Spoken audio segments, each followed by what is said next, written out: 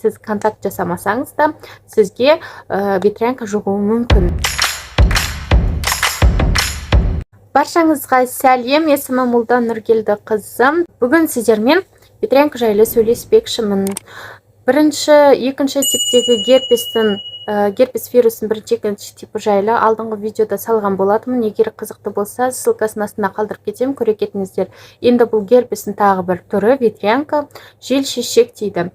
Бұл желшешек қайдан шыққан? Яғни бұл жел арқылы шығады деген сияқты айтылған. Себебі ауалы тамшылы түрде таралады. Яғни вирусты жұқтырған, ветрянкамен ауырған адам түшкіріп жөтелсе, ол арқылы ауа ырғағымен жел арқылы келесі адамға шырышты қабатына аузынан мұрнынан кіру арқылы жұғуы мүмкін. Яғни сіз контакт жасамасаңыз да сізге ветрянка жұғуы мүмкін.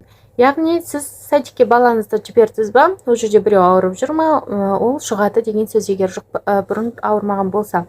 Енді бұның қоздырушысы вирус. Вирус организмге түскеннен кейін 2 апта болсын, 1 апта болсын инкубациялық периодта болуы мүмкін. Яғни ештеңе білінбейді, ол вирусты жұқтырғаныңызды білмеуіңіз мүмкін. Кейбір аналар келіп жатады осы аптека.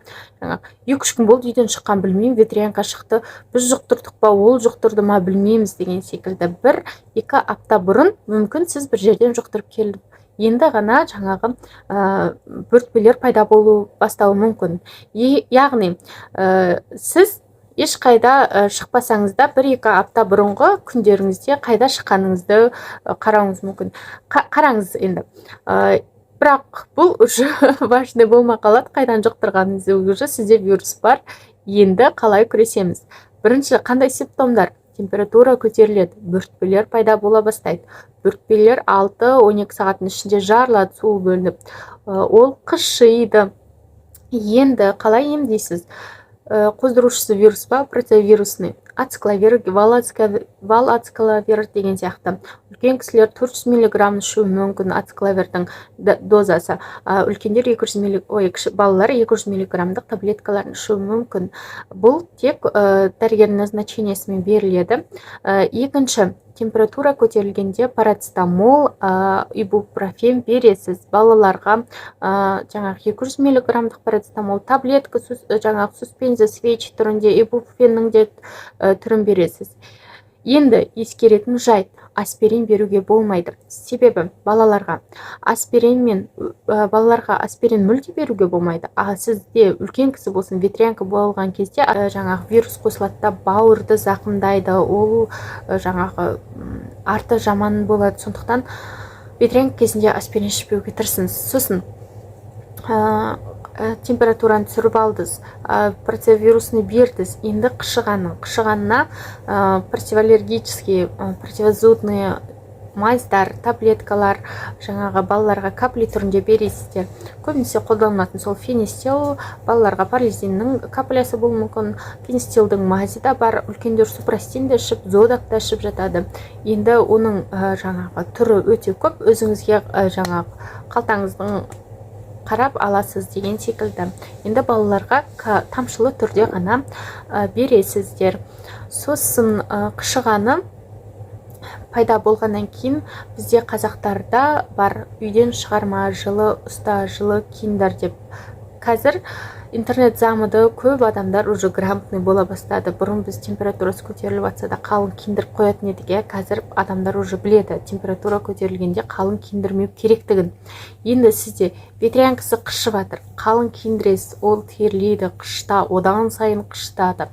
Температурасы көтеріліп жатқан одан сайын көтеріледі. Яғни сіз баланы жылы жерде ұстауыңыз керек, ыстық емес. Жылы, өте қатты салқын болып бала ауырқамасын, бала үсті қышымайтындай, температурасы түсетіндей, температурада 20-25 градус температурада ұстағандарыңыз жақсы. Баланы жуындырма деген бізде тағы бір қате түсінік бар. Баланы жуындыру керек. 2-3 күнде бір жуындырыңыз. Ана қышығаным, терде кірі кетсе, терде кірі болса да қышиды ғадан да, итакта. Кеткеннен, сосын кетіріп тұрасыз да, қатты ысқылап жуудың қажеті жоқ баланы да өзіңізде. Тек қана марганцовканы или болмаса сода салып жіберсеңіз болады, ас содасын. Солай жуып, кішкене бетін құрғатып, қышығанын қойып, тыныштандырсаңыз болады. Баланың тамағы да дұрыс болу керек. Жақсы тамақ беріңіз.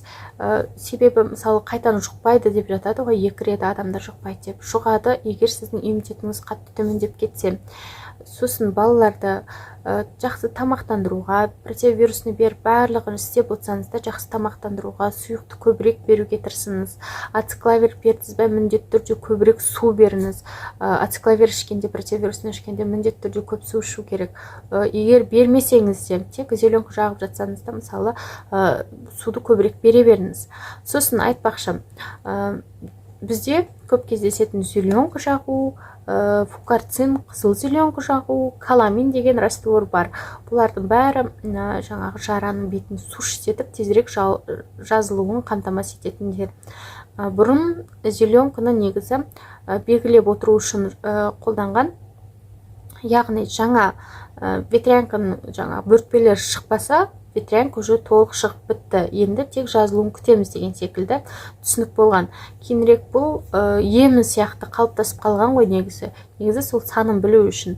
Егер сіз оны жақпасаңыз да өзі кеуіп, жаңағы шайынып тұрсаңыз деген сияқты беті кеуіп, өзі жара кетеді. Жарылғаннан кейін қатты бала қышып тастаса, өзіңізде қышып қасып тастасаңыз, орны қалып қалуы мүмкін. Сондықтан баланы қатты ыстық қылмай, жаңағы мазин противоаллергический қышуға қарсын беріп жуындырып тұр. Болмаса фукарцин зеленка жаққыңыз келмесе, тек каламинді алсаңыз болады. Ол жерде каламин и плюс цинк оксиді бар. Цинк оксиді жаңағы сушитетеді ғой. Каламин успокаивает, зудты алады, яғни қышығанын қойдырады. Сондықтан тек каламинді алып, баланың ухачисткамен жаңағы тура бөртпелердің үстіне ғана жағу керек. Солай жақсаңыз болады. Сол кезде каламин мен ацикловир ғана пайдаланасыз да. Температура көтерілсе, енді обязательно парацетамол, ибупрофеніңізді бересіз. Солай емдесеңіз болады. Сосын міндетті түрде дәрігерге хабарлап қойғаныңыз дұрыс. Өйткені жаңағы вирус бауыр, өкпе, миға кетіп қалса, оның жаңағы зияны өте көп. Елеңсіз болуға болмайды. Сондықтан міндетті түрде дәрігеріңізге көрсетіп алыңыз. Егер шығармай қойса, фотосын жіберіп былай болып жатыр деген сияқты көрсетіп алыңыз. Олар да жауапкершілікті алғаны дұрыс. Енді сіздер біле бермейсіздер ғой, қалай ол организмді зақымдап жатыр ма, зақымдамай жатыр ма деп жағдайында баяндап отырыңыз. Әлсіреп кетті, болмаса жаңағы жақсы сезініп жатыр деген сияқты жағдаймен бөлісіп отқандарыңыз дұрыс. Жақсы тамақты беріңіздер.